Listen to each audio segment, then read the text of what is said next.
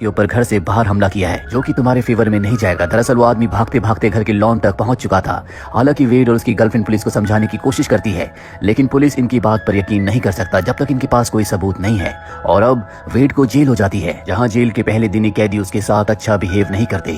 एक कैदी उसे मारता भी है, साथ ही उसके सेल में जितने भी कैदी होते हैं वो उसके साथ अच्छे से बात भी नहीं करते।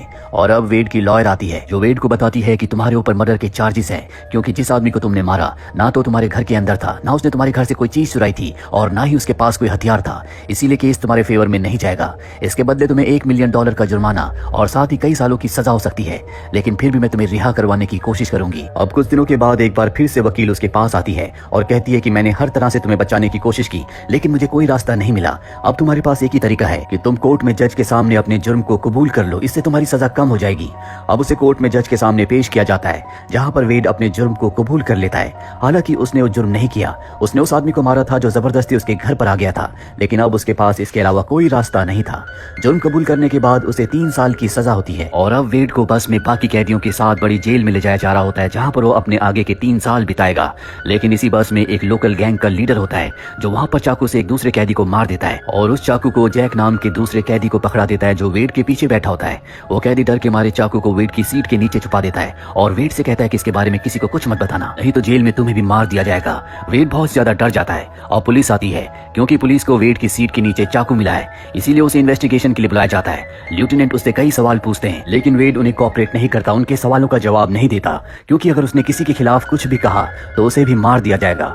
अब क्योंकि उसने लेफ्टिनेंट के सवालों का जवाब नहीं दिया था, इसीलिए उसे जेल के उस डिपार्टमेंट में भेज दिया जाता है जहाँ पर बहुत खूंखार कैदी रहते हैं, जिन्हें उम्र कैद हुई है या फिर फांसी की सजा हुई है। यहाँ पर कैदियों को 23 घंटे बंद रखा जाता है और मात्र 1 घंटे के लिए बाहर निकाला जाता है, और साथ ही 3 महीने तक यहाँ पर कैदियों से कोई नहीं मिल सकता। अब एक दिन वेड को एक बहुत बड़े हॉल में लाया जाता है, जहाँ पर बहुत सारे कैदी होते हैं। यहाँ पर 2 कैदी आपस में लड़ रहे होते हैं और उन्हें कोई नहीं रोकता।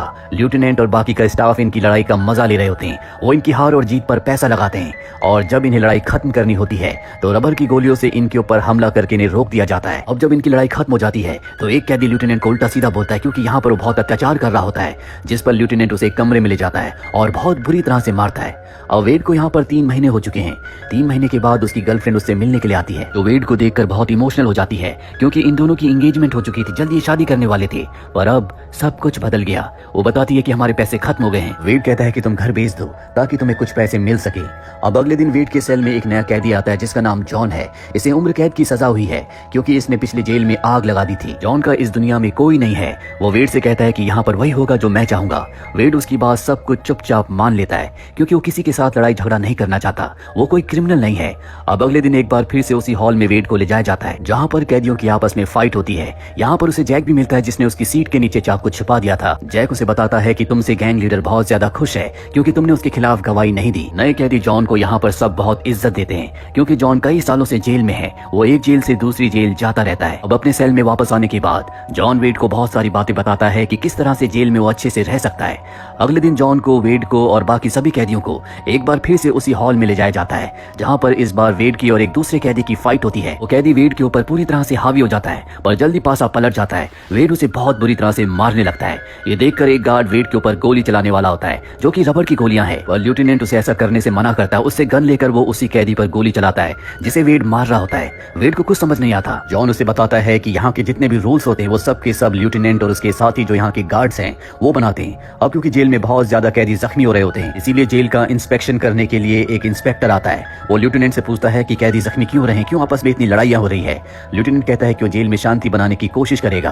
अब अगले दिन यहाँ पर वेड से मिलने उसकी गर्लफ्रेंड और उसका बेटा आता है। इनसे मिलकर वेड बहुत खुश होता है, पर उनकी माली हालत अब बहुत ज्यादा खराब हो चुकी है। वेड कहता है कि तुम जल्द से जल्द घर भेज दो, मैं बाहर आने के बाद सब कुछ ठीक कर दूंगा। अगले दिन वेड को जैक फाइट के लिए ललकारता है, लेकिन वो उससे फाइट करने से मना कर देता है, जिसके बाद जैक के आदमी उस पर हमला कर देते हैं। जॉन वेड की मदद करने की कोशिश करता है, लेकिन जैक और उसके साथियों की तादाद बहुत ज्यादा होती है, इसीलिए गार्ड्स को आंसू गैस छोड़कर इनकी लड़ाई रोकनी पड़ती है। इसके बाद वेड को वही लोकल गैंग लीडर अपने पास बुलाता है, जिसके खिलाफ वेड ने गवाही नहीं दी थी। जैक उस गैंग लीडर से कहता है वेड ने मेरी बात नहीं मानी, जिस पर लोकल गैंग लीडर अपने आदमियों को इशारा करता है, और जैसे वो इशारा करता है उसके आदमी जैक को ही मार देते हैं। जिसके बाद वो वेड से कहता है क्यों ना तुम हमारी गैंग में शामिल हो जाओ। वेड कहता है कि मैं सोच कर बताऊंगा। वो अपनी सेल में जॉन से इस बारे में पूछता है। जॉन कहता है कि तुम्हें उस लोकल गैंग लीडर की बात मान लेनी चाहिए, क्योंकि जेल में उनकी हुकूमत चलती है। अगर तुम उनके साथ रहोगे तो सुरक्षित रहोगे। वहीं हमें लेफ्टिनेंट और सार्जेंट को दिखाया जाता है, जो अपने बच्चों का बेसबॉल मैच देखने के लिए गए होते हैं। सार्जेंट लेफ्टिनेंट से कहता है कि जेल में हम जो कुछ अत्याचार करते हैं कहीं उसकी वजह से हमारी नौकरी ना चली जाए, और लेफ्टिनेंट को उसकी बातों से कोई फर्क नहीं पड़ता। वो अपने कानून के हिसाब से ही जेल को चलाना चाहता है। अगले दिन एक बार फिर से वेड की गर्लफ्रेंड उससे मिलने के लिए आती है। वो कहती है कि मैंने घर बेच दिया, वो पैसे भी खत्म हो चुके हैं, हम लोग बहुत गरीबी से गुजर रहे हैं। वेड ये सुनकर परेशान हो जाता है। अब जेल में एक नया कैदी आता है जो वेड के ऊपर हमला करता है, लेकिन वेड उससे फाइट नहीं करता। ये देखकर लेफ्टिनेंट को गुस्सा आता है। वो उस पर रबर की गोली चलाता है जिससे वो जख्मी हो जाता है। एक बार फिर से लेफ्टिनेंट वेड के पास आता है और कहता है कि जिस गाड़ी में तुम जेल में आ रहे थे वहां पर एक कत्ल हुआ था, मुझे बताओ कि वो किसने किया था। दरअसल लेफ्टिनेंट को पता है कि ये काम लोकल गैंग लीडर का है और उसे गवाह चाहिए, पर वेड उस लोकल गैंग लीडर के खिलाफ गवाही नहीं देता, जिस पर लेफ्टिनेंट को बहुत गुस्सा आता है और वो उस कत्ल का इल्जाम उसी के ऊपर लगा देता है, जिससे वेड की 3 साल की सजा और बढ़ जाती है। और अब वेड को अपनी गर्लफ्रेंड का खत मिलता है। वो कहती है कि मैं तुमसे ब्रेकअप कर रही हूँ। दरअसल उसकी माली हालत बहुत ज्यादा खराब होती है, वो बहुत स्ट्रगल कर रही होती है, और उसका लेटर पाने के बाद वेड पूरी तरह से टूट जाता है और अगले दिन वो कई कैदियों के ऊपर हमला करके उन्हें बहुत बुरी तरह से मारता है। जॉन उसे समझाता है कि तुम्हें अपने गुस्से पर काबू करना चाहिए। वेड की गर्लफ्रेंड जो अपनी मॉम के घर रह रही थी वहां से वो शिफ्ट करने की तैयारी करती है। वेड का और उसका बेटा पूछता है कि हम कहाँ जा रहे हैं और तुम डैड का सामान क्यों नहीं रख रही। वो बताती है कि अब हम उनके साथ नहीं रहेंगे। और वेड का बेटा जो अपने पिता वेड से बहुत प्यार करता है वो कहता है कि मैं उनके बिना नहीं रह सकता। और यहाँ पर वेड की गर्लफ्रेंड को भी एहसास होता है कि वो वेड से बहुत प्यार करती है। अगले दिन वो एक बार फिर से वेड से मिलने जाती है और कहती है कि मुझे माफ कर दो, मैं तुम्हारा जेल से बाहर आने तक इंतजार करूंगी। जो सुनकर वेड को बहुत खुशी होती है। वो जॉन को भी ये बात बताता है और अब जॉन और वेड ये फैसला कर लेते हैं कि जेल में जो भी ये इलीगल फाइट्स होती हैं इसका वो पर्दाफाश करेंगे ताकि हायर अथॉरिटीज को पता चल सके कि लेफ्टिनेंट जेल में इलीगल फाइट्स करवाता है। अब वेड लेफ्टिनेंट के पास जाता है और कहता है कि मैं एक दूसरे कैदी से फाइट करना चाहता हूं जो कि बहुत ही खतरनाक है।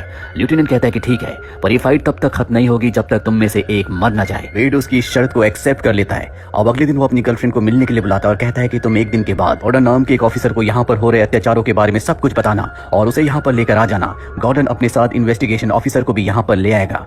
उसकी गर्लफ्रेंड उसकी बात मान जाती है और अब अगले दिन यहाँ पर वेड की और उस दूसरे कैदी की फाइट होती है। वेड उसे बहुत बुरी तरह से मारता है और उस कैदी को धराशायी कर देता है और अब वो पला चुका है जब उसे उस कैदी को मारना होगा जैसा कि लेफ्टिनेंट ने शर्त रखी थी, पर वेड उसे मारने से इनकार कर देता है, जिससे लेफ्टिनेंट को बहुत गुस्सा आता है। वो उस पर रबर की गोली चलाना चाहता है, लेकिन तभी जॉन उसके सामने आ जाता है। वो जॉन को हटने के लिए कहता है, पर अब एक एक करके सभी कैदी उसके सामने आ जाते हैं। यहाँ पर लेफ्टिनेंट अब सबको मारना चाहता है और सार्जेंट उसे ऐसा करने से मना करता है, जिसके बाद वो रुक जाता है और अब इस सब कैदियों को एक एक करके उनकी सेल्स में भेज देते हैं। जब वेड और जॉन अपनी सेल में पहुंचते हैं तो वहां पर एक गार्ड आता है और कहता है कि तुम्हें वापस उसी जगह पर जाना होगा जहां पर फाइट होती है।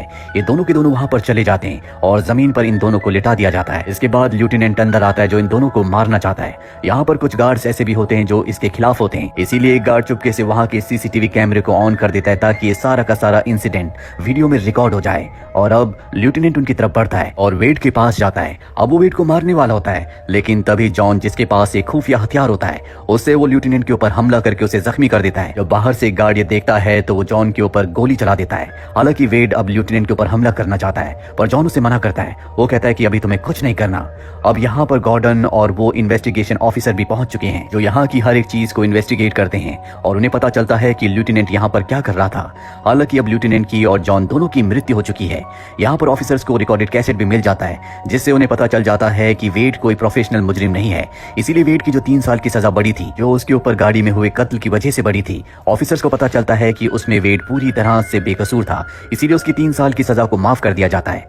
वेड ने यहाँ पर 15 महीने बिता लिए हैं और अब उसकी 15 महीने की सजा बची है। वेड यहाँ पर 15 महीने और बिताता है, पर अब इस जेल में किसी तरह की कोई फाइट नहीं होती, किसी भी कैदी पर कोई अन्याय नहीं होता और ये सब जॉन और वेड की वजह से हुआ। और 15 महीने बिताने के बाद वेड इस जेल से आजाद हो जाता है। वो अपनी गर्लफ्रेंड और अपने बेटे से मिलता है और अब वो अपने परिवार में वापस लौटकर बहुत